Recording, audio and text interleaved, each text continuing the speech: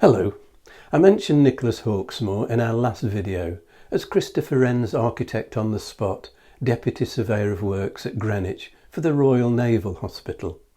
I'm going to take a closer look at Hawksmoor and his career.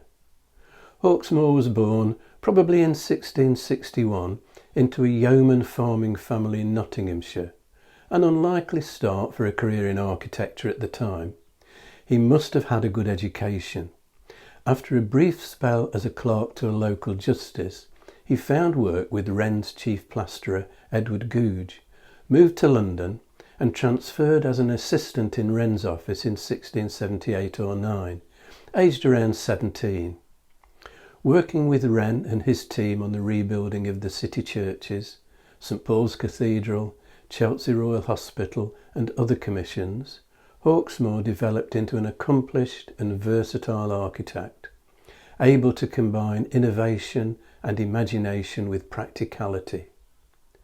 Hawksmoor's first independent commission, and the only house as far as we know for which he was the sole architect, was Easton Neston House near Towcester in Northamptonshire, designed in Baroque style for Sir William Fermor.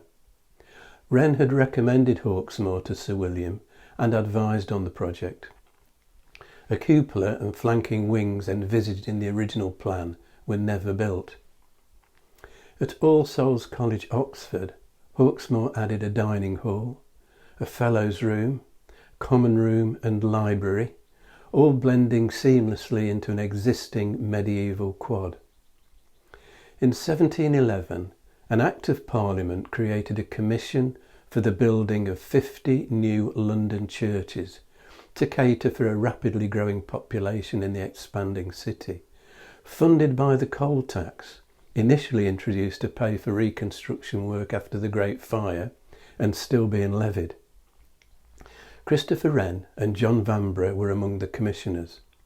Hawksmoor was appointed one of 2 surveyors and served in that role until the commission was dissolved in 1733.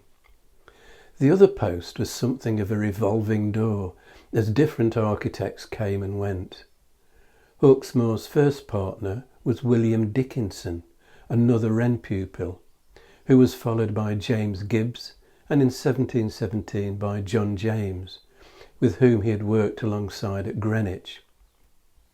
Only 12 of the proposed churches, which became known as Queen Anne churches, were ever built, with another 5 part funded. Hawksmoor designed St Luke's in Old Street, Islington, in partnership with John James. In brick with render and stone facing, it's now a rehearsal centre for the London Symphony Orchestra. Who did what in the design is speculation, but the tower, with its fluted obelisk spire, has to be Hawksmoor.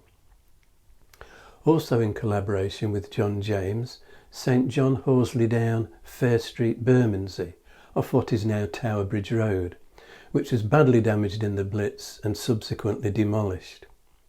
This engraving shows another typically idiosyncratic Hawksmoor spire, this one in the form of a tapering fluted column.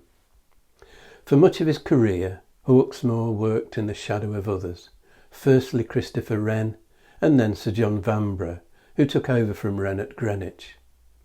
Hawksmoor went on to work with Vanbrugh at Blenheim Palace and at Castle Howard. The mausoleum at Castle Howard is Hawksmoor's design. Vanbrugh said of Hawksmoor, "He has 2 qualities that are not often joined, modesty and merit." Possibly his inherent modesty and lack of self-promotion led to Hawksmoor's achievements being somewhat neglected. His star began to rise again in the 20th century, and although there's no single definitive building, no St Paul's Cathedral for example, his reputation today rests largely on 6 highly original, architecturally dramatic Queen Anne churches for which he was personally responsible. And I shall look at those next time. If you've enjoyed this video, hit the like and subscribe buttons and click on the notification bell to be informed when the next video is available. Or you can subscribe by clicking on the rose window over my shoulder.